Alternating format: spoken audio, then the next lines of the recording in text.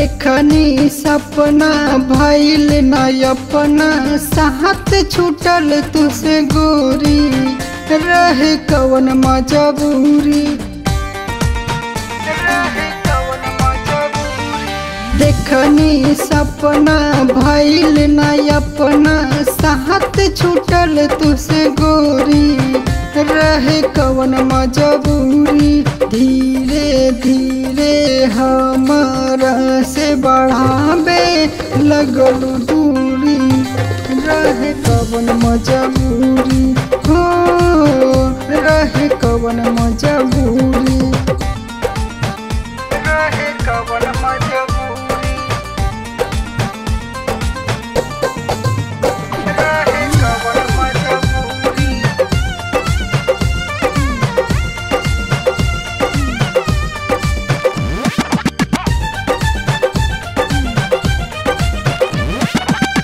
पहाड़ पहाड़ रख हमरो खबर हो खैलू मजबूर हमके खाए के जहर हो।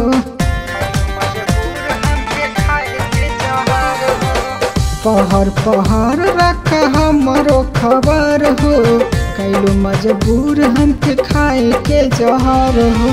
साथ बैठा के गले से लगा के दिल के कैलू चोरी रहे कवन मजबूरी। धीरे धीरे हमारा से बढ़ावे लगल दूरी रहे कवन मजबूरी। रहे कवन मजबूरी।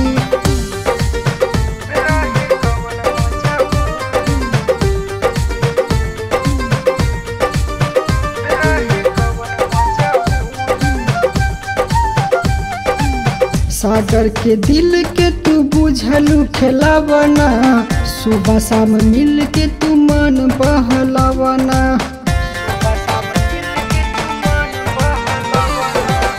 सागर के दिल के तू बुझलू खेलावना सुबह शाम मिल के तू मन बहलावना। आर्यस के दिल के कागज पर कहानी लिखलू अधूरी रहे कवन मजबूरी। धीरे धीरे हमारा से बढ़ावे लगल दूरी रहे कवन मजबूरी।